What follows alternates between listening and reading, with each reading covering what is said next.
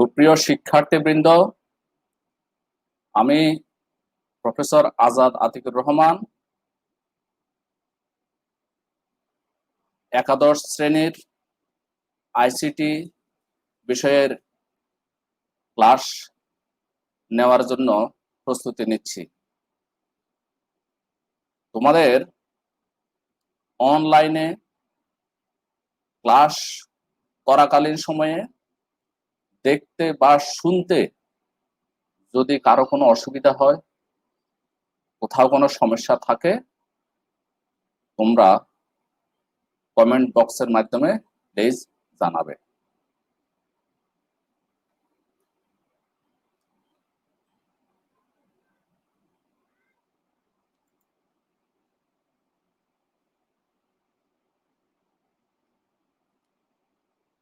তোমরা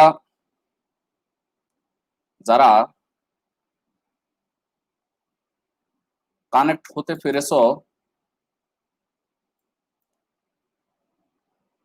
তারা তো আছো এর সামনে, আর যারা এখনো কানেক্ট হতে পারো নাই, অতি অল্প সময়ের মধ্যে কানেক্ট হওয়ার চেষ্টা করো। আমরা ক্লাস শুরু করতে যাচ্ছি।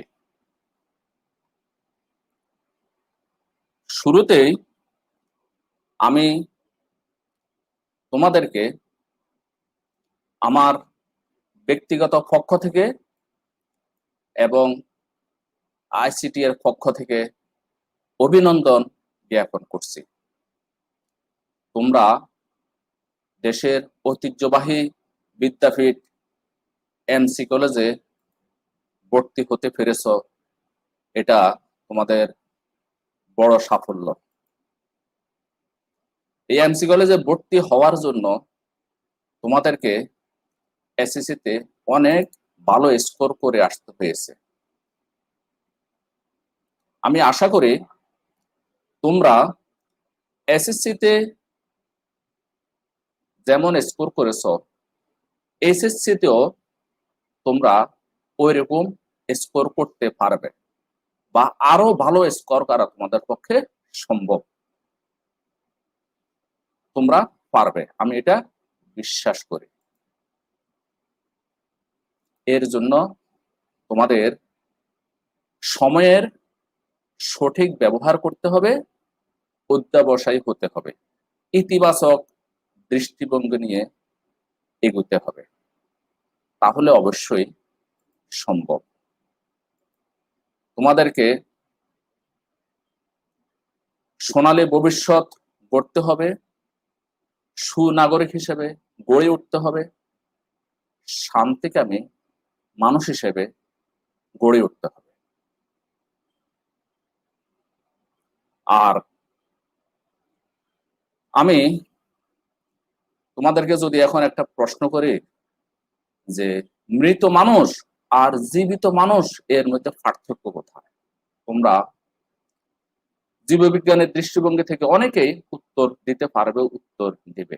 আমি তোমাদের উত্তরের অপেক্ষায় না থেকে আমার টাইম লিমিটেশনের বিষয়টা মাথায় রেখে আমি তোমাদেরকে আমার পক্ষ থেকে উত্তরটা দিয়ে দিচ্ছি। সেটা হলো, মৃত ব্যক্তির স্বপ্ন দেখার কোনো সুযোগ নেই, কিন্তু জীবিত মানুষ স্বপ্ন দেখতে পারে। তাহলে তোমাদেরকে সোনালী ভবিষ্যৎ গড়তে হলে, সুনাগরিক হিসেবে গড়ে উঠতে হলে, শান্তিকামী মানুষ হিসেবে গড়ে উঠতে হলে তোমাদেরকে স্বপ্ন দেখতে হবে। স্বপ্নটা দেখতে হবে বড় করে, আশা এবং বাসা এই দুটা ছোট করে দেখতে নেই। তোমরা পারবে, আমি বিশ্বাস করি। এই প্রসঙ্গে ভারতের প্রয়াত রাষ্ট্রপতি এপিজে আব্দুল কালাম সাহেবের একটা কথা তোমাদের সামনে না বললেই নয়। সেটি হলো, অন্তরে যদি থাকে নৈতিকতা, চরিত্রে থাকে তবে স্ত্রী, চরিত্রে যদি থাকে স্ত্রী, গৃহে থাকে তবে সম্প্রীতি, গৃহে থাকে যদি সম্প্রীতি, দেশে থাকে তবে শৃঙ্খলা, দেশে যদি থাকে শৃঙ্খলা, জগতে থাকে তবে শান্তি। আমার কথা না, ভারতের প্রয়াত রাষ্ট্রপতি APJ আব্দুল কালাম সাহেব কথাটা বলেছেন কোন এক অনুষ্ঠানে। তোমরা এখন আমাকে প্রশ্ন করতে পারো যে স্যার আপনি যে নৈতিকতার কথা বললেন, এই নৈতিকতা আবার কি? What is morality? হ্যাঁ, এটার জবাবটাও আমি তোমাদের থেকে জিজ্ঞেস না করে, টাইম লিমিটেশনের কারণে আমি নিজেই দিয়ে দিচ্ছি। সেটি হলো বুদ্ধিসম্মত, ফলপ্রসূ ও মূল্যবান জাতীয় শুভ মানব জীবন আবিষ্কারের প্রচেষ্টাই হলো নৈতিকতা বা মোরালিটি।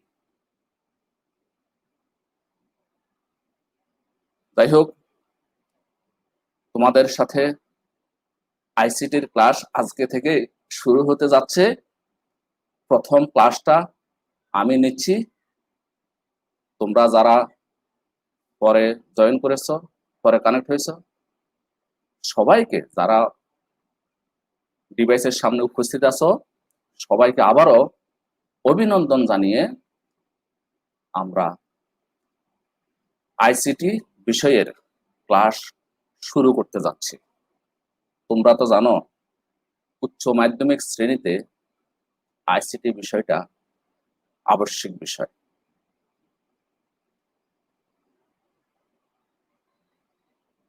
নম্বর হলো 100।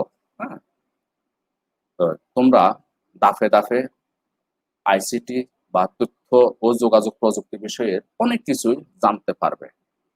হ্যাঁ, আমাদেরও জানানোর জোরালো প্রয়াস থাকবে। আমরা এখন আমাদের স্লাইড শোতে যাচ্ছি, আমাদের ক্লাস শুরু করতে যাচ্ছি।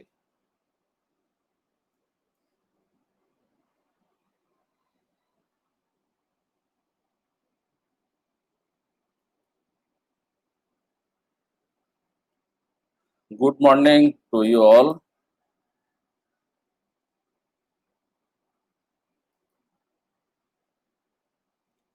আমার নামটা তোমরা আগেই শুনেছ।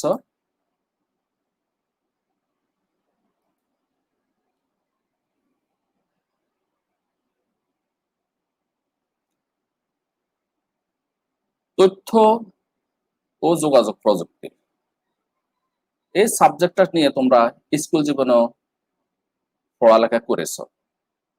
এরপরও এই সাবজেক্টটা কি এটা জানতে হলে তোমাদেরকে আগে জানতে হবে তথ্য প্রযুক্তি কি। এখানে কিছু কথা আছে, দেখো। যে প্রযুক্তির মাধ্যমে তথ্য দ্রুত আহরণ, প্রয়োজন অনুযায়ী সংরক্ষণ, আধুনিকীকরণ, ব্যবস্থাপনা এবং বিতরণ ইত্যাদি কাজ করা হয়, তাকে তথ্য প্রযুক্তি বলে।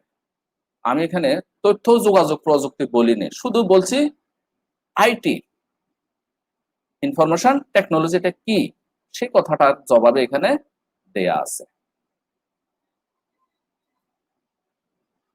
তাহলে এখন যদি আমরা চিন্তা করি যে তথ্য ও যোগাযোগ প্রযুক্তিটা কি, দেখো এখানে আর একটা শব্দ যোগ হলো যোগাযোগ বা কমিউনিকেশন। কমিউনিকেশনটা কি?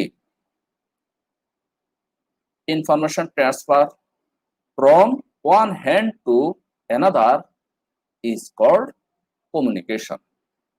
তাহলে তথ্য ও যোগাযোগ প্রযুক্তিটা কি? এর জবাবে আমরা বলতে পারি তথ্য প্রযুক্তির সাথে যোগাযোগ প্রযুক্তি ওতপ্রোতভাবে জড়িত বলে তথ্য প্রযুক্তিকে তথ্য যোগাযোগ প্রযুক্তিও বলা হয়।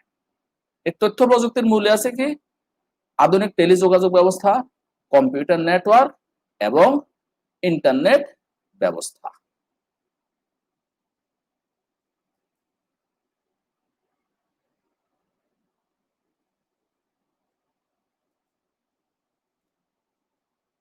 আইসিটি বিষয়ের সিলেবাসটা সম্পর্কে তোমাদের একটু জানার দরকার। চ্যাপ্টার হলো মোট 6টা। 6টা চ্যাপ্টারের মধ্যে তোমাদের হাফ ইয়ারলি পরীক্ষায় প্রথম 3টা চ্যাপ্টার থাকতে পারে বা থাকবে, আর একাদশ বার্ষিক পরীক্ষায় চ্যাপ্টার 1 থেকে চ্যাপ্টার 4 পর্যন্ত থাকবে, আর চ্যাপ্টার 5 এবং চ্যাপ্টার 6 এই দুটো পড়ানো হবে সেকেন্ড ইয়ারে।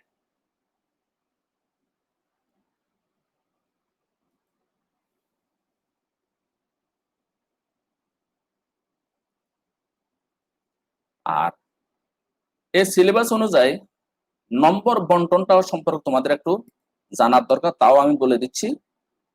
থিওরিতে থাকবে 75, প্র্যাকটিক্যালে 25। থিওরি 75-এর মধ্যে সৃজনশীল বা সিকিউ প্রশ্ন থাকবে 8টা, আনসার করতে হবে 5টা।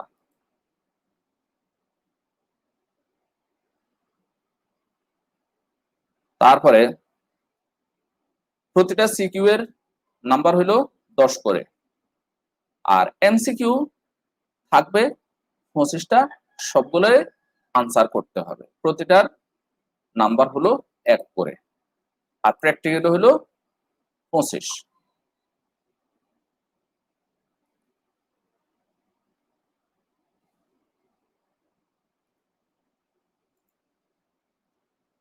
এখন তোমাদেরকে আমি যে কথাটা না বললেই নয়, তোমাদের আইসিটির আজকে প্রথম ক্লাস। করোনা পরিস্থিতি না হলে তোমাদের এই ক্লাসটা আমরা নেয়ার কথা ছিল ক্লাসরুমে, কিন্তু করোনা পরিস্থিতির কারণে আমাদেরকে ক্লাস নিতে হচ্ছে অনলাইনে। এই অনলাইনে আমরা এখন ক্লাস নিচ্ছি, তোমরা ক্লাস করতেছো, তোমাদেরকে আমি ধন্যবাদ জানাচ্ছি যে তোমরা যে অনলাইন ক্লাসে উপস্থিত হয়েছো। কিন্তু তোমাদেরকে এটাও মনে রাখতে হবে, বিশ্বের সাথে তাল মিলিয়ে তোমাদেরকে অনলাইনের মাধ্যমে আরো অনেক দূরে এগিয়ে যেতে হবে। এমন এক সময় আসতে পারে যখন তোমাদের পরীক্ষাগুলো অনলাইনও শুরু হতে পারে। এমন এক সময় আসতে পারে দিন দিন কাগজের ব্যবহার কমে যাচ্ছে এবং কমে যাবে, সফট কপির ব্যবহার বাড়বে। তাহলে তোমরা বুদ্ধিসম্পন্ন শিক্ষার্থী হিসেবে তোমাদের কাজ হবে প্রযুক্তির সাথে তাল মিলিয়ে চলা, যুগের সাথে তাল মিলিয়ে চলা। তোমাদের মতো যখন আমরা শিক্ষার্থী ছিলাম, আমাদের এই অনলাইন ব্যবস্থা ছিল না, সুবিধা ছিল না, আমরা হার্ড কপি পড়তে হয়েছে। কিন্তু আজকে আমরা আমাদের এই বয়সে পত্রিকাটা পড়তে গেলেও আমরা অনলাইনে পড়ি। তোমরাও আমাদের মতো বয়স হতে হতে দেখবে যে যুগ অনেক দূরে গিয়ে গেছে। সেক্ষেত্রে তোমরা যদি যুগের সাথে তাল মিলিয়ে না চলা, তাহলে তো পিছনে পড়ে যেতে হবে। কথায় আছে সার্ভাইভাল অফ দ্য ফিটেস্ট। সেই কারণে আমি এতগুলা কথা বলার উদ্দেশ্য হলো তোমরা অনলাইনের দিকে অধিক মনোযোগী হবে। অনলাইনে তথ্য আহরণটা অনেক সুবিধাজনক। সেই হিসেবে তোমাদের কাজ হবে, তোমরা হার্ড কপি তো পড়তে হবে। হার্ড কপি এর পাশাপাশি তোমাদের ইউটিউবে বিভিন্ন ভিডিও আছে। আমার মনে হয় এই ভিডিওগুলো তোমাদের জন্য হেল্পফুল হবে। তোমাদের আরো একটা তথ্য দিই যে শিক্ষক বাতায়ন একটা ওয়েবসাইট আছে, সেখানেও আইসিটি বিষয় সহ বিভিন্ন বিষয়ের অনেক ভালো ভালো ভিডিও আছে, অনেক ভালো ভালো ক্লাস আছে, তোমরা ওইগুলো থেকেও হেল্প নিতে পারো। এরপরও তোমাদের হার্ড কপি হিসেবে কিছু বইয়ের রেফারেন্স আমি দিচ্ছি। যে যত বেশি বই পড়বে তার আত্মবিশ্বাস তত বাড়বে। আর তোমরা জানো তোমাদের অকৃত্রিম বন্ধু হলো বই। সবচেয়ে ভালো বন্ধু হলো তোমাদের বই। বই দিতে জানে, নিতে জানে না। সেই হিসেবে তোমরা সময় নষ্ট না করে যত বেশি সম্ভব বই পড়বে, তথ্য সংগ্রহ করবে।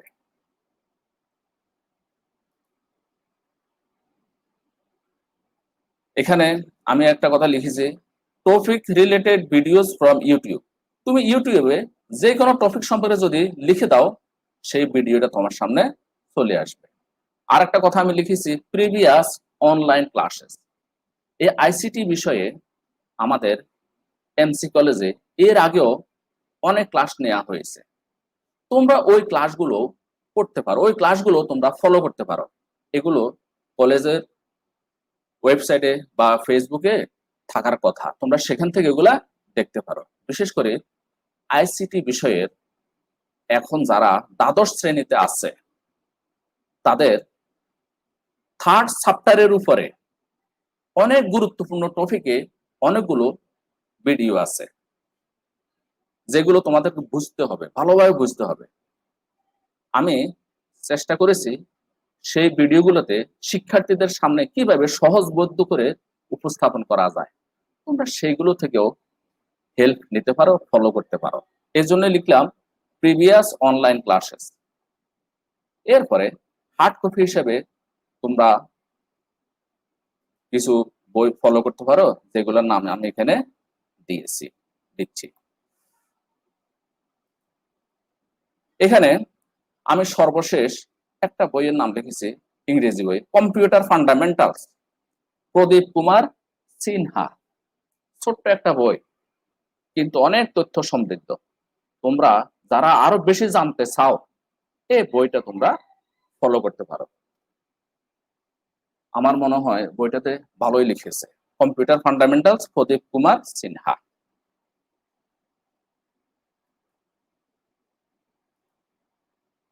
যাই হোক, এখন আমরা আমাদের নির্ধারিত টপিকে আসার পালা। আমাদের তৃতীয় চ্যাপ্টার হলো number system and digital devices. দুটো অংশ।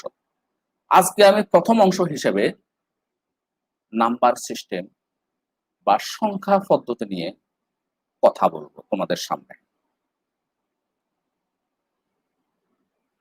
এই সংখ্যা পদ্ধতিটা আজকে তোমরা যেভাবে দেখতেছ, সভ্যতার উষালগ্নে সেইভাবে ছিল না। সভ্যতার উষালগ্নে অনেক প্রতিকূলতা পেরিয়ে আসতে হয়েছে। অনেক গণিতবিদ, অনেক দার্শনিকের হাজার হাজার বছরের গবেষণার ফসল হিসেবে আজকে তোমরা এই সংখ্যা পদ্ধতিটা পাচ্ছ এত সুচারু ভাবে। কিন্তু এটা কিভাবে আসলো, তোমাদেরকে সেই ইতিহাস জানার দরকার। এখন শুরুতে আমি তোমাদের একটা কথা না বললেই নয়, যে এই সংখ্যা পদ্ধতিটা কি বা নাম্বার সিস্টেমটা কি, এ সম্পর্কে আমরা বিস্তারিত বলবো ধাপে ধাপে। কিন্তু আমার যেটা মনে হয় যে সংখ্যা পদ্ধতি কি, এটা তোমাদের একটু জানার দরকার।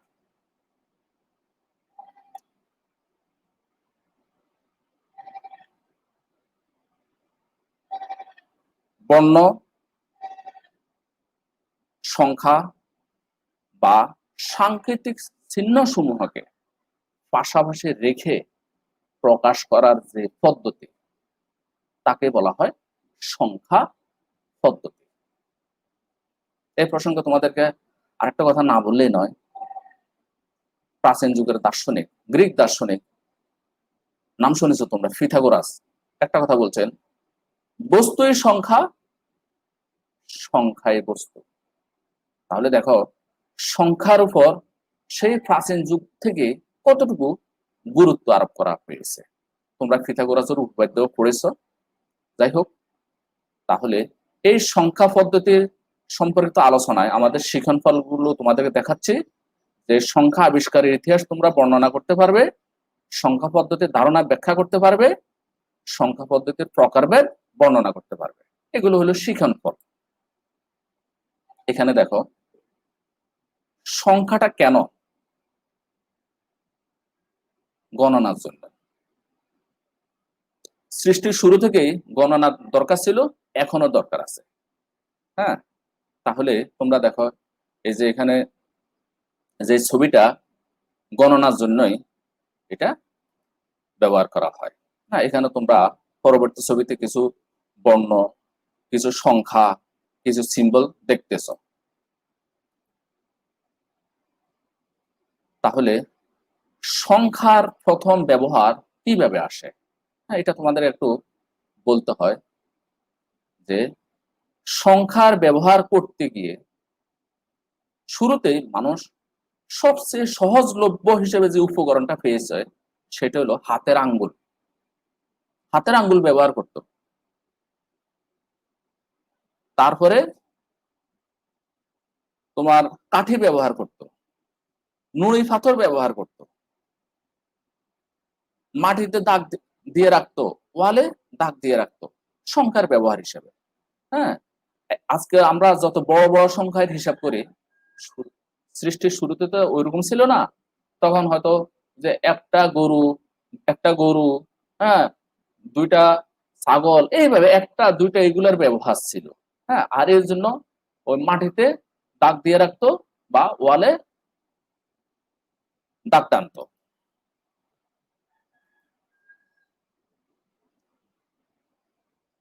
এখানে আমরা একটা শব্দ তোমাদের দেখাচ্ছি, সেটা হলো টালিমার্ক। হ্যাঁ,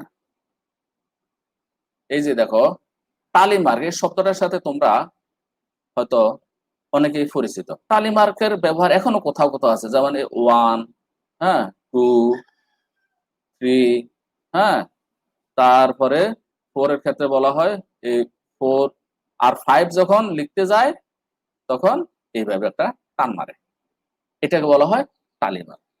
এই টালিমার্কের ব্যবহার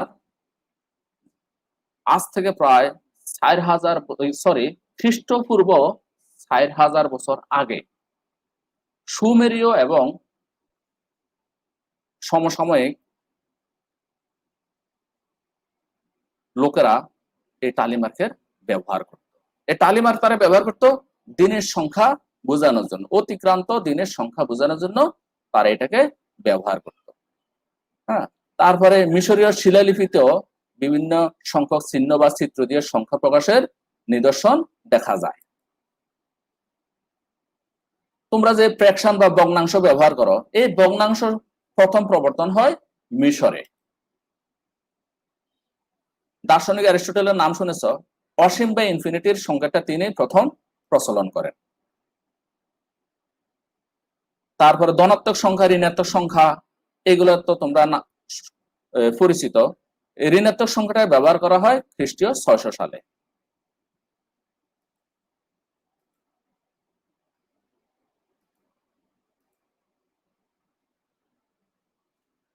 এরপরে খ্রিস্টপূর্ব 3400 বছর আগে মিশরীয়রা একটা চিত্রলিপি ব্যবহার করতেন, নাম হলো হায়ারোগ্লিফিক্স।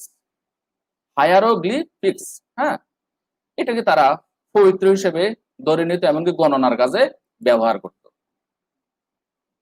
তারপরে সুমেরিয়ান এবং বেবিলিয়নরা নাম্বার সিস্টেমের উদ্ভব ঘটায়, তাও খ্রিস্টপূর্ব 2000 বছর আগে। তাদের নাম্বার সিস্টেমের ভিত্তি ছিল 60, যেমন তোমরা এখনো জানো 60 সেকেন্ডে 1 মিনিট, 60 মিনিটে 1 ঘন্টা, ওইগুলো ওই সময় থেকে আসছে। এরপরে চাইনিজ নাম্বারটাও প্রায় 2500 বছর আগে উদ্ভব ঘটে। হ্যাঁ, তারপরে গ্রিক, রোমান, মেয়ান, ভারতীয় নাম্বার সিস্টেমের প্রচলন শুরু হয়। ভারতীয় একজন গণিতবিদ, হ্যাঁ, প্রখ্যাত গণিতবিদ ফিঙ্গেলা, তিনি শূন্যের ব্যবহারের উদ্ভব ঘটান। হ্যাঁ, আর এটাকে আরো সুপরিচিত করে তোলে আরবীয় পণ্ডিতরা, যাদের মাধ্যমে ইউরোপিয়ানরা এই সম্পর্কে শূন্যের ব্যবহার সম্পর্কে জানতে পারে। কিন্তু শূন্যের ব্যবহারের কৃতিত্ব ভারতীয়দের প্রাপ্য। সর্বশেষ একটা লাইন দেখো, লাইবনিজ। এই লাইবনিজ কে? উনি আধুনিক যুগের একজন জার্মান দার্শনিক। 1678 সালে একটা ক্যালকুলেটর তিনি আবিষ্কার করেন। এমনকি এই লাইবনিজ বাইনারি পদ্ধতি সম্পর্কে প্রাথমিক ধারণাটা দেওয়ার প্রয়াস পেয়েছেন। পরবর্তীতে জর্জ বুল সত্য আর মিথ্যা, মানে ট্রু এবং ফলস, এই দুটো টার্ম ব্যবহার করে একটা বীজগণিত রচনা করেন, যাকে বলা হয় বুলীয় বীজগণিত, বুলিয়ান এলজেব্রা। এই বুলিয়ান এলজেব্রা এর ট্রু এবং ফলসের ধারণার সাথে পরবর্তী সময়ে 1 এবং 0 এর ধারণার সঙ্গতি আবিষ্কার করে ট্রু এবং ফলসের জায়গায় 1 এবং 0 ব্যবহার করে কম্পিউটার ব্যবহারের মাধ্যমে অনেক জটিল জটিল গাণিতিক সমস্যার সমাধান করা সম্ভব হচ্ছে। তো এই ক্ষেত্রে জর্জ বুলে বুলিয়ান এলজেব্রা বা বাইনারি সিস্টেমের প্রবর্তক হিসেবে আমরা মনে করতে পারি। তোমরা দেখো যে এখানে অনেকগুলো হাত দেখতেছে, হাতের আঙ্গুল। এটা আমি একটু আগেও বলছি যে গণনার কাজে সবচেয়ে সহজলভ্য উপকরণ হলো হাতের আঙ্গুল। শুরুতে হাতের আঙ্গুল দিয়ে মানুষ ব্যবহার করতো, 1 2 3 এগুলো বোঝানোর জন্য এইভাবে আঙ্গুলটা ব্যবহার করেছে।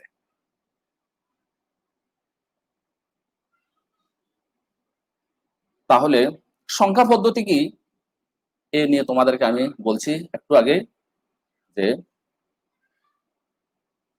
বর্ণ, সংখ্যা বা চিহ্নকে পাশাপাশি রেখে প্রকাশ করার যে পদ্ধতি তাকে সংখ্যা পদ্ধতি বা নাম্বার সিস্টেম বলে।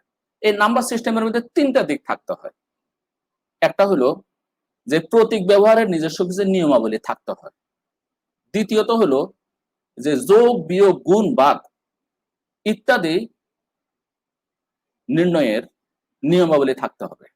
আর তৃতীয়ত হলো এই যে ভগ্নাংশ, ধনাত্মক, ঋণাত্মক এই যে ফর্মগুলো আছে এগুলো ব্যবহারের সুনির্দিষ্ট নিয়মাবলী থাকতে হবে সংখ্যা পদ্ধতির মধ্যে। 3টা দিক সংখ্যা পদ্ধতির মধ্যে থাকতে হয়। এখন দেখো সংখ্যা পদ্ধতির প্রকারভেদ। প্রধানত সংখ্যা পদ্ধতিকে আমরা অবস্থানগত দিক থেকে 2 ভাগে ভাগ করতে পারি, নন পজিশনাল আর পজিশনাল।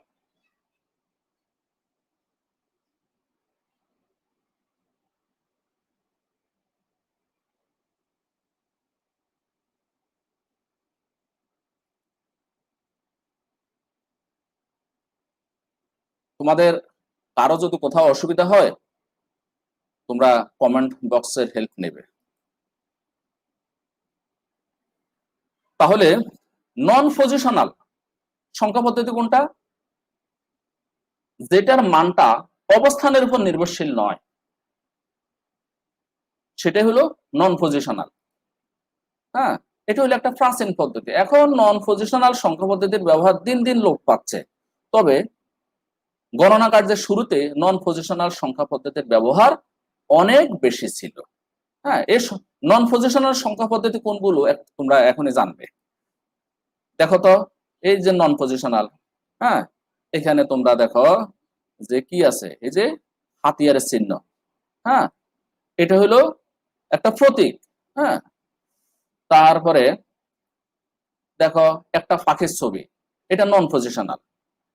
তারপরে যে আমরা গাছপালা, পশু পাখি, হ্যাঁ তার এগুলোকেও নন পজিশনাল সংখ্যা পদ্ধতির প্রতীক হিসেবে ব্যবহার করতে পারি। একটু আগে যে তোমাদেরকে বলেছি আমি মিশরীয়দের আবিষ্কৃত হায়ারোগ্লিফিক্স, এটাও একটা নন পজিশনাল সংখ্যা পদ্ধতির উদাহরণ। হ্যাঁ, এখানে তোমরা দেখো এই যে হায়ারোগ্লিফিক্স,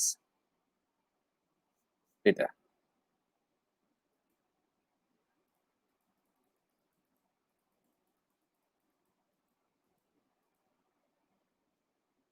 এরপর আসো পজিশনাল সংখ্যা পদ্ধতিটা কি। আমরা এখন যে সংখ্যা পদ্ধতির ব্যবহার করি এটা পজিশনাল সংখ্যা পদ্ধতি। এই পজিশনাল সংখ্যা পদ্ধতিতে সংখ্যার মানটা তার অবস্থানের উপর নির্ভর করে। হ্যাঁ, তো যেমন তোমরা এখানে দেখো, এখানে আমি হয়তো লিখলাম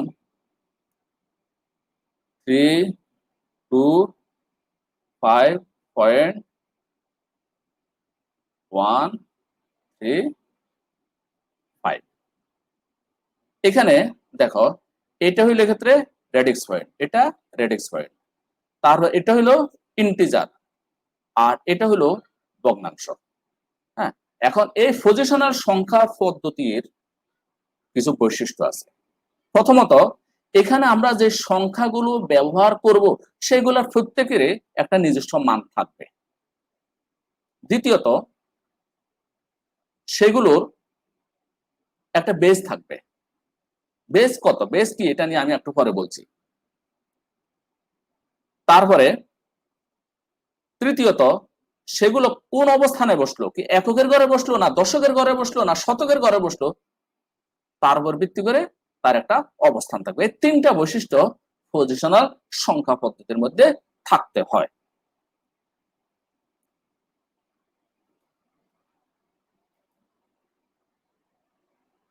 দেখো, এখানে পূর্ণাংশ বা ইন্টিজার বলা হচ্ছে। এখানে ইন্টিজার কোনটা, এটা হইলে ক্ষেত্রে ইন্টিজার, আর এটা হইলে ক্ষেত্রে ফ্র্যাকশন, আর এটা হইলো রেডিক্স পয়েন্ট।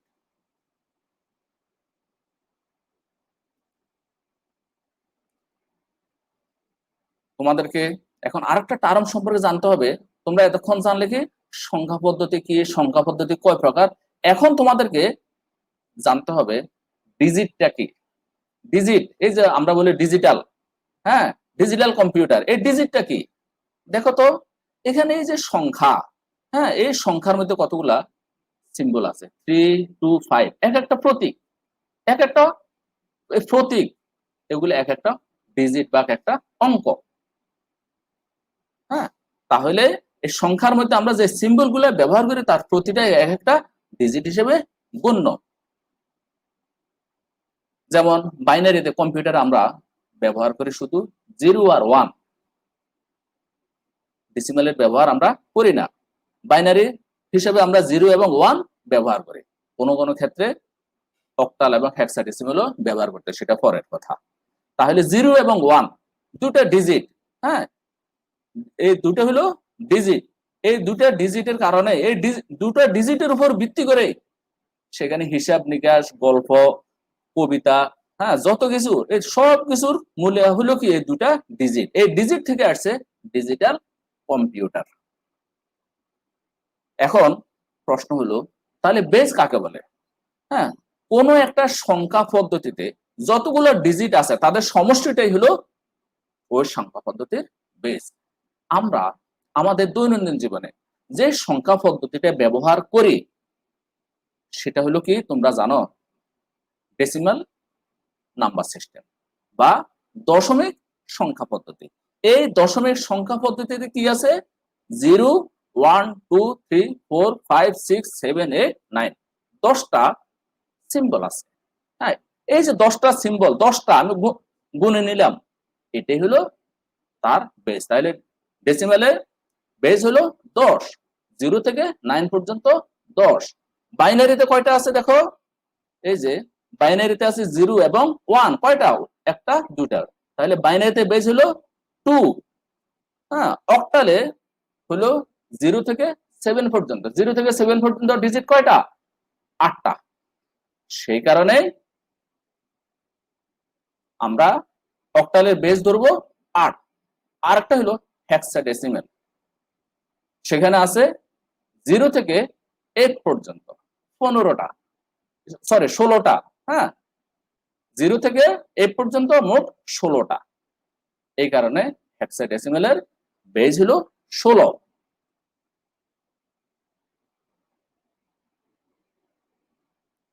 তোমাদের কথাগুলো শুনতে বা দেখতে যদি কারো কোনো অসুবিধা হয় আমাকে প্লিজ জানাবে।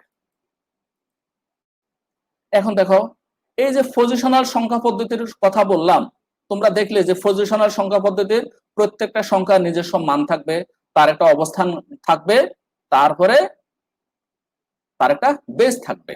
হ্যাঁ, তার উপর ভিত্তি করে আমরা, দেখো এখানে কয়টা পদ্ধতি পাই, কয়টা পাচ্ছে তোমরা দেখো।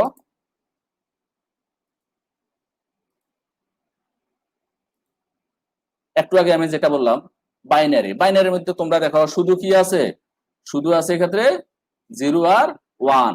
দশমিকের মধ্যে কি আছে, যেটা আমরা অহরহ ব্যবহার করি, তোমরা সেই ছোটবেলা থেকে যেটা ব্যবহার করে আসছে এখনো ব্যবহার করতেছ, হ্যাঁ, দৈনন্দিন জীবনে, সেটা হলো 0 থেকে শুরু করে 9 পর্যন্ত।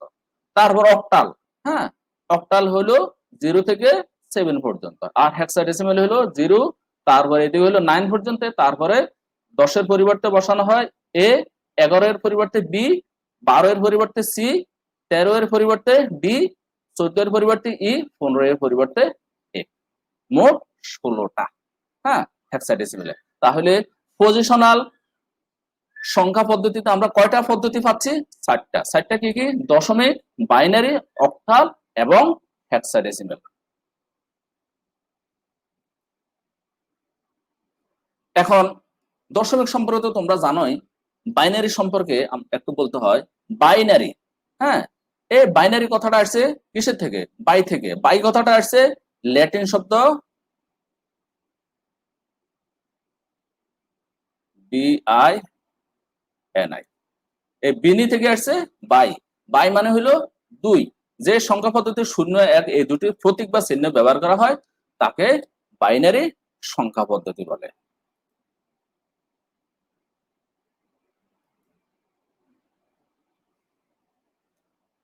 আচ্ছা, এই ক্ষেত্রে আরেকটা কথা না বললেই নয়, যে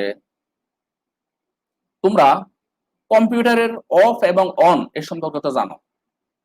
অফকে আমরা প্রকাশ করি কিসের মাধ্যমে? 0 এর মাধ্যমে। অনকে প্রকাশ করি কিসের মাধ্যমে? 1 এর মাধ্যমে। হ্যাঁ, তোমরা এটুকু জানো কিনা যে কম্পিউটারের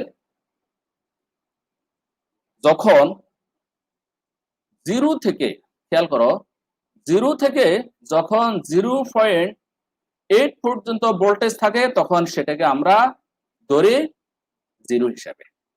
আর ভোল্টেজ 2 থেকে শুরু করে 5 পর্যন্ত যখন থাকে তখন সেটাকে ধরি আমরা 1 হিসাবে।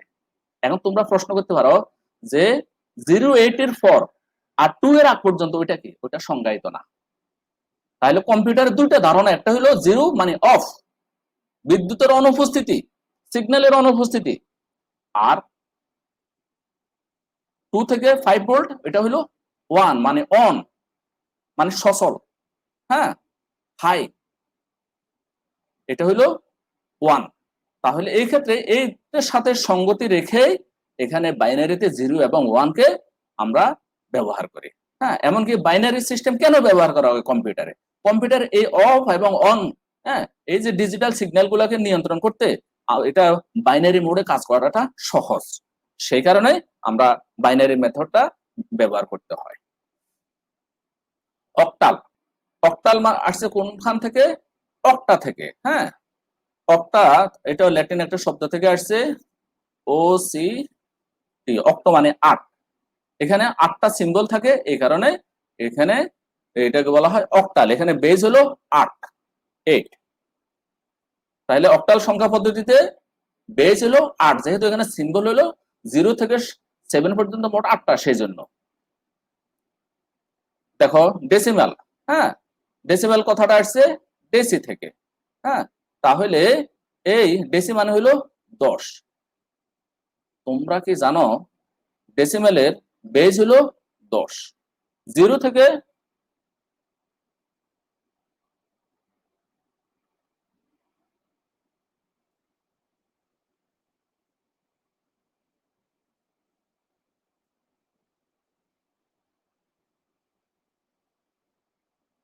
তোমাদের কারো কি কোনো অসুবিধা হচ্ছে দেখতে বা শুনতে?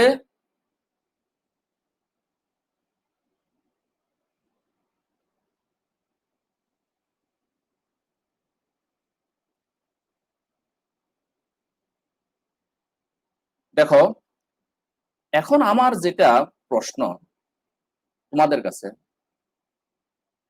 ডেসিমেলে বেজ 10 কেন হলো? 9 হলো না কেন? 11 হলো না কেন? এই প্রশ্নটা কি জাগে না? হ্যাঁ, এখানে গবেষকেরা এটুকু ধরে নিয়েছেন যে গণনার শুরুতে আমাদের সহজলভ্য উপকরণ ছিল কি? হাতের 10টা আঙ্গুল, 2 হাতের 10টা আঙ্গুল। 2 হাতের আঙ্গুল যদি 10টা না হয় 11টা থাকতো, তাহলে হয়তো দশমিকের বেজ 10 না হয় 11 হতে পারত। 10টা না হয়ে যদি 8টা থাকতো 2 হাতে আঙ্গুল, তাহলে 8ও হতে পারত। তাহলে দশমিকের বেজ হলো কত? 0 থেকে 9 পর্যন্ত মোট 10।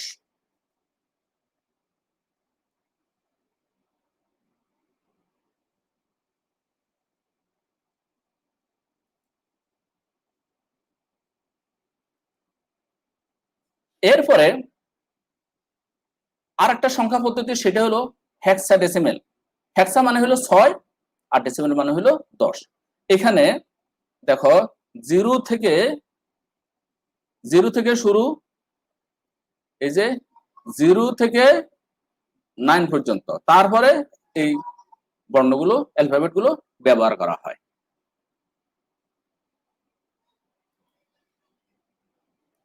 এতক্ষণ পর্যন্ত তোমাদেরকে আমি যে কথাগুলো বলেছি তার সারসংক্ষেপ হিসেবে এট এ গ্ল্যান্স যদি আমি দেখাইতে চাই, তাহলে দেখো এই যে বাইনারিতে বেজ হলো 2, ডিজিট আমরা কি কি ব্যবহার করি, 0 আর 1। অক্টালে বেজ হলো 8, আমরা ব্যবহার করি 0 1 2 3 4 5 6 7, মোট 8টা।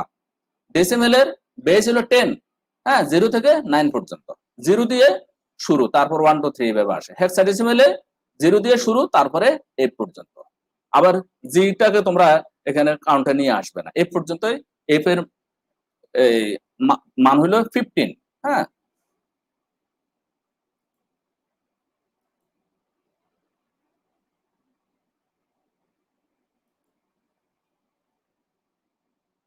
এখন এই পজিশনাল সংখ্যা পদ্ধতি তুমি লিখবে কিভাবে, এটা লিখার একটা কায়দা আছে, একটা কৌশল আছে, হ্যাঁ। যেমন এখানে তুমি দেখো, আমি এই যে 110কে লিখলাম 110, হ্যাঁ, এখানে 2 লিখলাম, এর মানে হলো এটা বাইনারি ফর্মে আছে। এই যে 506, এটা কি বাইনারি ফর্মে আছে নাকি ডেসিমাল ফর্মে আছে, এটা বুঝবো কিভাবে? এটা বোঝানোর জন্য একটা কৌশল অবলম্বন করা হয়। যেমন 10 হইলে এইভাবে 10, যদি বাইনারি হয় তাহলে এইভাবে বাইনারি, হ্যাঁ।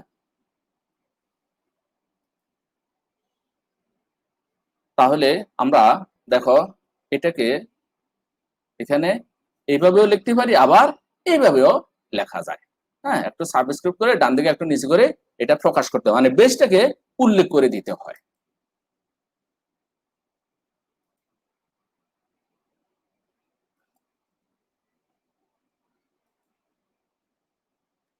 হেক্সাডেসিমেলকে আমরা শেষে 16ও লিখতে পারি, আবার এইসও লেখা যায়।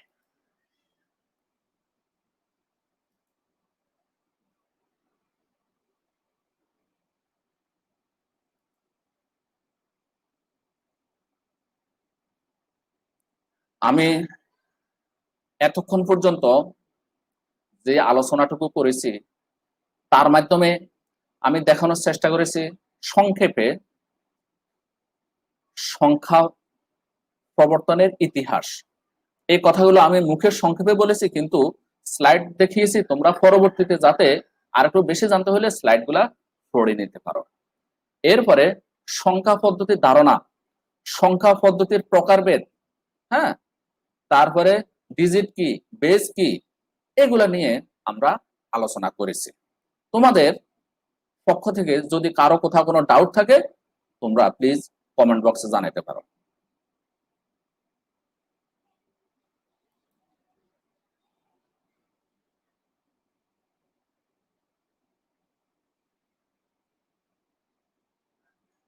আমার বিশ্বাস তোমরা বুঝতেছো ভালোভাবে।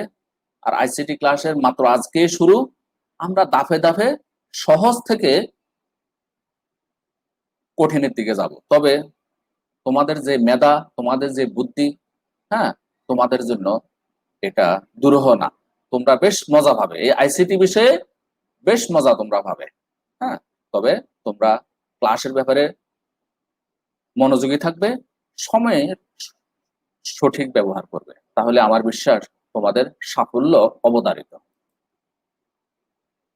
এখন আমি যে এই যে সংখ্যা পদ্ধতিগুলোর আন্তঃ সম্পর্কটা কি এটা নিয়ে একটু কথা বলবো, শিক্ষণফলটা একটু দেখাচ্ছি।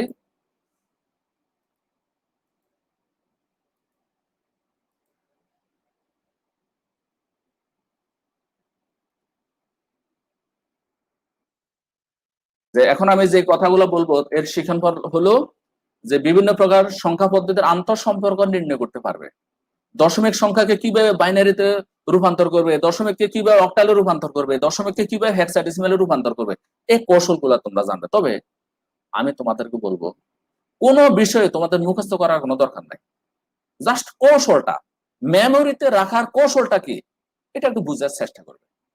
আর সেটুকু কিভাবে তোমাদেরকে বোঝানো যায়, এই জন্যই আমি আমার এই উপস্থাপনায় আমি চেষ্টা করতেছি ওই কৌশলটা তোমাদের ধরিয়ে দিতে, যাতে তোমরা মুখস্থের আশ্রয় না নিয়ে তোমরা দীর্ঘস্থায়ীভাবে এটা মেমোরিতে রাখতে পারো, এমনকি এটা পরবর্তীতে অন্য কাজে তোমরা লাগাইতে পারো।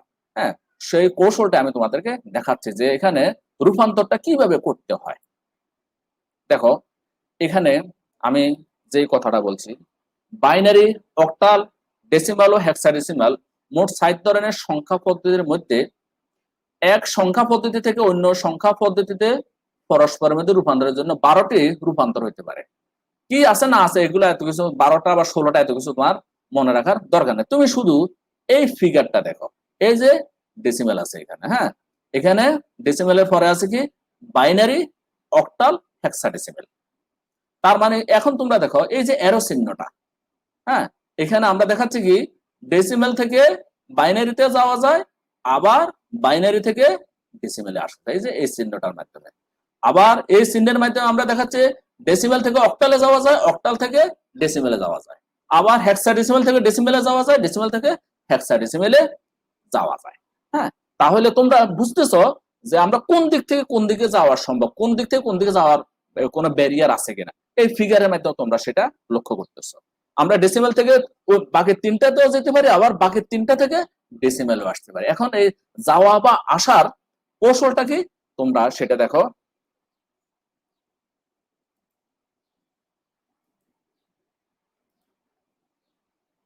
এখানে তোমরা খেয়াল করো, আমি তোমাদেরকে যে অনেক অনেক অঙ্ক করানোর প্রয়োজন মনে করেন, আমি জাস্ট নিয়মটা তোমাদেরকে মেমোরিতে দিয়ে দেবো। নিয়মটা যদি তোমার মেমোরিতে থাকে তাহলে তোমার পক্ষে এইগুলো, এই যে ডেসিমেল থেকে বাকি তিনটাতে যাওয়া বা বাকি তিনটা থেকে ডেসিমেলে আসা তোমার জন্য কঠিন হবে না। সেই জন্য আমি নিয়মটা তোমাদের দৃষ্টিগোচর করতে চাই। হ্যাঁ, প্রথমে দেখো এখানে কি আছে, ডেসিমাল সংখ্যাকে অন্য কোন সংখ্যা পদ্ধতিতে, অন্য কোন সংখ্যা মানে কি সেটা হতে পারে বাইনারি, হতে পারে অক্টাল, হতে পারে হেক্সাডেসিমেল। হ্যাঁ, অন্য কোন সংখ্যা পদ্ধতিতে রূপান্তর করার জন্য দশমিক সংখ্যাকে কাঙ্ক্ষিত সংখ্যা পদ্ধতির বেজ, অর্থাৎ তুমি বাইনারিতে যদি রূপান্তর করতে হয় বাইনারির বেজ হলো 2, 2 দিয়ে ভাগ করবা। অক্টালে যদি রূপান্তর করতে হয় 8 দিয়ে ভাগ করবে। হেক্সাডেসিমেলে যদি রূপান্তর করতে হয় তাহলে 16 দিয়ে ভাগ করবে। এইভাবে ভাগটা করতে হয়, এই নিয়মটা তুমি খেয়াল করো। তারপরে হলো কি, প্রাপ্ত ভাগফলকে আবার কাঙ্ক্ষিত সংখ্যা পদ্ধতির বেস, মানে তুমি বাইনারি হইলে 2 দিয়ে ভাগ করবে, অক্টাল হলে 8 দিয়ে, হেক্সাডেসিমেল হলে 16 দিয়ে আবার ভাগ করবে। ভাগ করে ভাগশেষটিকে সংরক্ষণ করবে। এখানে কোনটাকে বলছে, ভাগশেষটিকে। এই ভাগ পদ্ধতি পর্যায়ক্রমে করতে হবে যতক্ষণ না বাহ্য শূন্য হয়, অর্থাৎ ভাগফল, এখানে বাহ্য মানে ভাগফলকে বোঝানো হচ্ছে, ভাগফল যতক্ষণ পর্যন্ত শূন্য না হয়। এরপরে বলা হচ্ছে কি সংরক্ষিত বাক্সেস গুলো সাজিয়ে, হ্যাঁ, সর্বশেষ থেকে সর্বপ্রথম পর্যন্ত এইভাবে এই সিস্টেমে, এটা হলো এই সিস্টেমে যাবে, যে সংখ্যাটি পাওয়া যায় তাই রূপান্তরিত কাঙ্ক্ষিত পদ্ধতির সংখ্যা। এটা হলো নিয়ম। এই নিয়মটা যদি তোমার মেমোরিতে থাকে তাহলে তোমার এখানে অনেক কিছু শিক্ষা হয়ে গেল।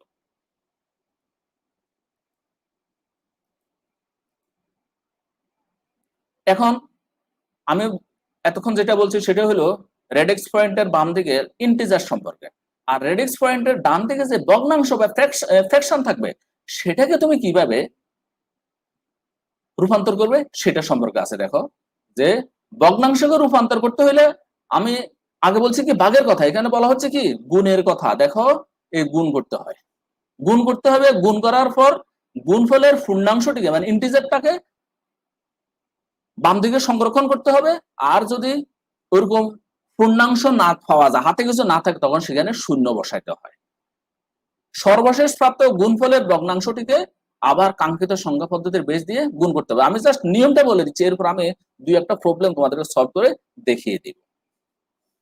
তারপরে সংরক্ষিত পূর্ণাংশগুলো রেডিক্স পয়েন্ট দিয়ে প্রথম থেকে সর্বশেষ পর্যন্ত সাজিয়ে, এখানে গতিটা হবে কিভাবে, দেখো এই গতিটা হবে এখানে এইভাবে।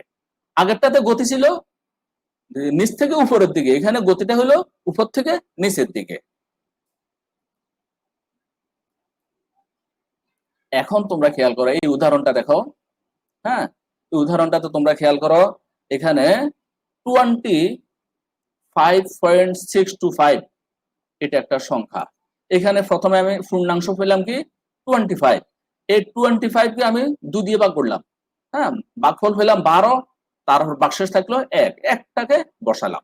তারপরে এখানে আবার 2 দিয়ে ভাগ করলাম, 2 দিয়ে ভাগ করে 6, হ্যাঁ 6 পেলাম ভাগফল, এখানে হাতে কিছু নেই এই জন্য 0 বসাইতে হয়। আবার 2 দিয়ে ভাগ করলাম, 3 পেলাম ভাগফল, হাতে কিছু নেই এই জন্য এখানে 0 বসাইতে হয়। আবার 2 দিয়ে ভাগ করলাম, হ্যাঁ 2 একে 2, 1 থাকলো ভাগফল, আবার ভাগশেষ থাকে কত 1, 1 বসাইলাম। এরপর এটাকে আবার 2 দিয়ে ভাগ করলাম, এখানে ভাগফল 0, এই 0 না আসা পর্যন্ত ভাগ প্রক্রিয়া চলতে থাকবে।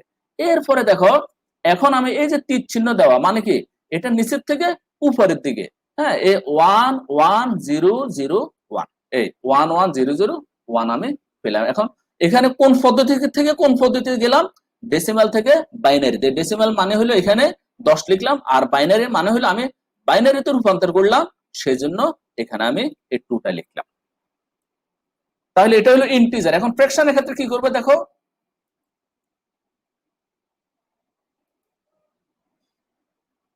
এই ফ্র্যাকশনের ক্ষেত্রে আমি ফ্র্যাকশন পেলাম কি 0.625, এটাকে আমি বাইনারিতে রূপান্তর করব, তো সেই জন্য আমি 2 দিয়ে গুণ করতে হবে। যদি আমি অক্টালে রূপান্তর করতে যেতাম সেক্ষেত্রে আমি 8 দিয়ে গুণ করতাম। হেক্সাডেসিমেলে রূপান্তর করতে হলে আমাকে 16 দিয়ে গুণ করতে হবে। এখন আমি বাইনারিতে রূপান্তর করবো, সেজন্য আমি এখানে 2 দিয়ে গুণ করলাম।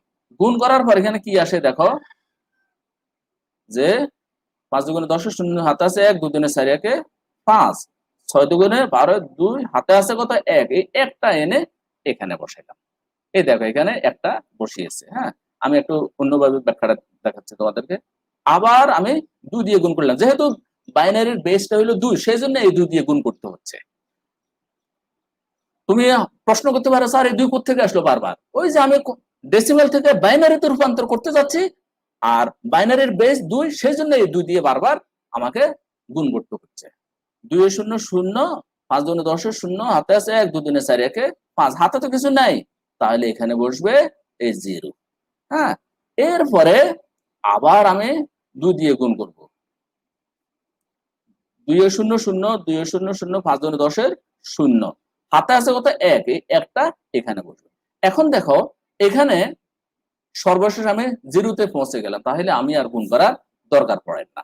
এই ক্ষেত্রে আমি কি করলাম, যে এখানে পেলাম কি যে 1 0 1, হ্যাঁ যে উপর থেকে নিচের দিকে 1 0 1 এটা লিখলাম। তাহলে এখানে 1 0 1, আর ওইদিকে আমি 25 এর পেয়েছিলাম কত এটা, আর এখানে 0.625 এর বাইনারি পেলাম এটা। তাহলে টোটাল 25.625। হ্যাঁ, এটা ডেসিমেলের ভ্যালু থেকে যখন আমি বাইনারির ভ্যালুতে কনভার্ট করব তখন টোটাল হবে এটা। এইভাবে আমাদেরকে এই একটা পদ্ধতি থেকে, অর্থাৎ ডেসিমেল থেকে আমাদের বাইনারি বা অক্টাল বা হেক্সাডেসিমেলে রূপান্তর করতে হবে। যখনই অক্টালের কথা আসবে তখন আর এখানে বেস 2 দিয়ে গুণ করা যাবে না, 8 দিয়ে গুণ করতে হবে। যখন হেক্সাডেসিমেলে রূপান্তর করতে যাবে তখন 16 দিয়ে গুণটা করতে হবে ভগ্নাংশের ক্ষেত্রে, আর ইন্টিজারের ক্ষেত্রে ভাগ করতে হবে সংশ্লিষ্ট বেস দিয়ে।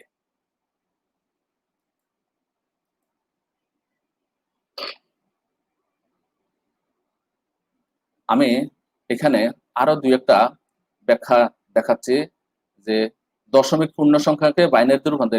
এতক্ষণ পর্যন্ত আমি যে এটা নিয়মের মধ্যে দিয়ে তোমাদেরকে ব্যাখ্যা করেছি, এখন আমি সুস্পষ্টভাবে এখানে এটা দেখাচ্ছি। এই দেখো,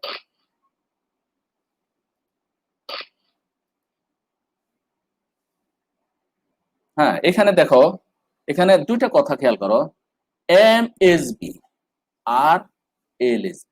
LSB মানে হলো কি লিস্ট সিগনিফিকেন্ট বিট, আর MSB মানে হলো মোস্ট সিগনিফিকেন্ট বিট। হ্যাঁ, যেমন এখানে তোমরা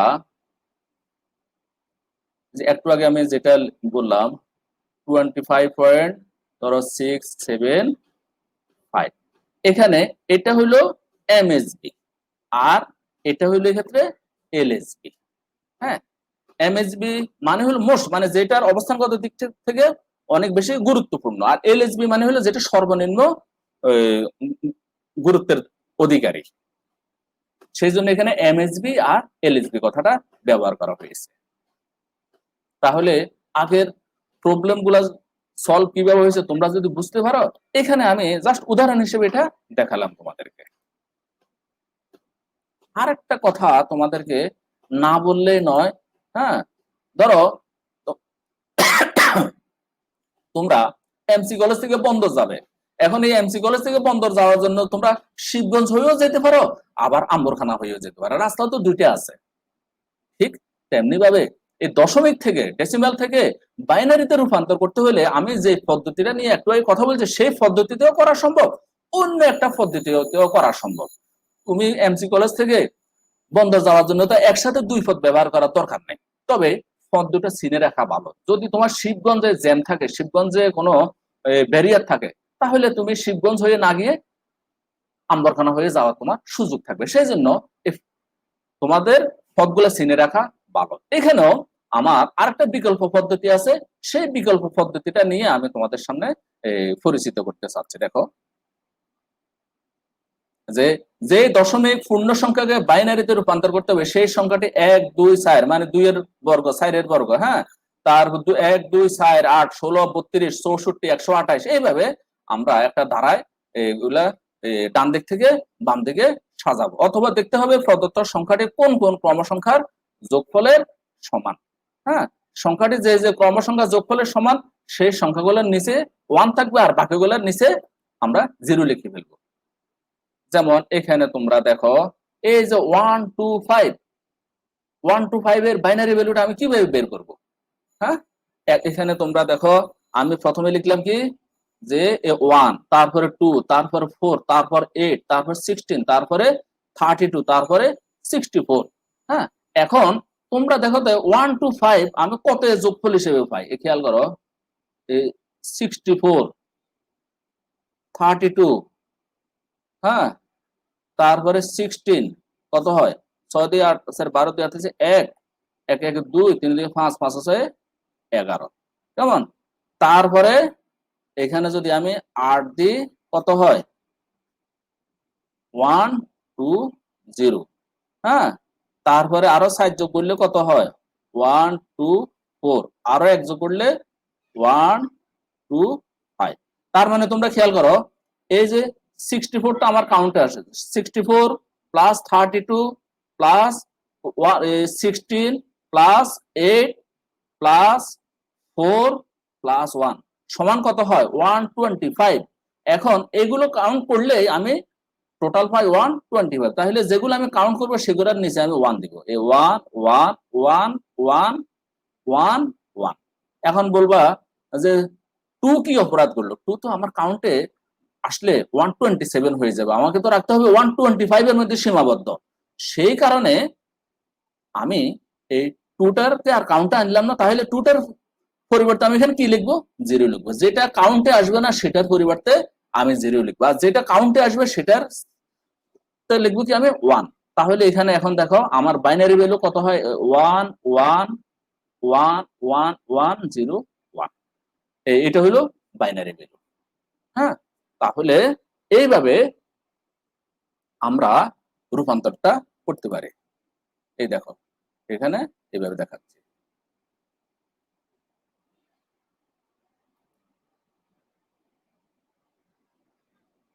আচ্ছা, তোমাদের সময়টা শেষ পর্যায়ে, হ্যাঁ, আমি আর 2-1 মিনিটে তোমাদেরকে আরেকটা বিষয়ে অতি কৌশলে তোমাদেরকে আমি আরেকটা বিষয় একটু দেখাইতে চাচ্ছি। সেটা হলো কি, দেখো, এই যেমন বাইনারিতে আমরা কি করি, 0 1 0 1 0 1 0 1 0 1, হ্যাঁ, এগুলা সম্পর্কে তোমরা কাউন্টার একটা টপিক আছে, ওই টপিকের উপর আমার একটা ভিডিও আছে, তোমাদের ফেসবুকে আছে, তোমরা এটা দেখে নিও। থার্ড চ্যাপ্টারের গুরুত্বপূর্ণ একটা টপিক হলো কাউন্টার, সেটাতে তোমরা এগুলো বিস্তারিত জানবে। কিন্তু তোমরা এখন প্রাইমারি স্টেজে আসো হিসেবে আমি তোমাদের এখন এইভাবে দেখাচ্ছি। এই দেখো, 0 1 0 1 0 1 0 1 0 1 0 1, হ্যাঁ, তারপর দেখো তো এখানে আমি কি করব, বাইনারি সিস্টেমে এই দুইটা জিরো দিলাম, দুইটা ওয়ান দিলাম, দুইটা জিরো দিলাম, দুইটা ওয়ান দিলাম, দুইটা জিরো দিলাম, দুইটা ওয়ান দিলাম।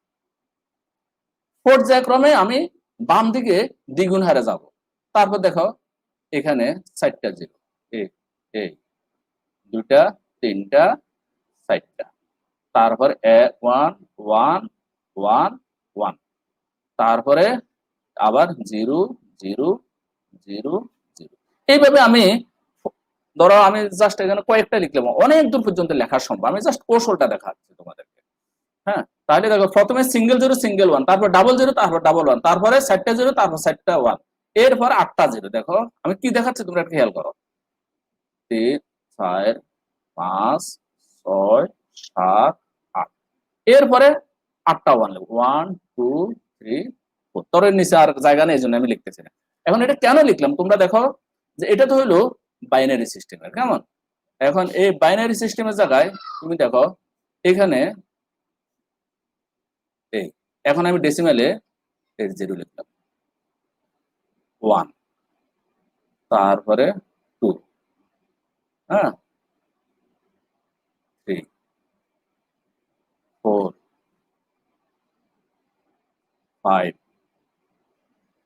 6 7, আমার স্লিপ অফ পেনও হতে পারে, তোমরা একটু খেয়াল করো। তারপরে 8, হ্যাঁ, 0।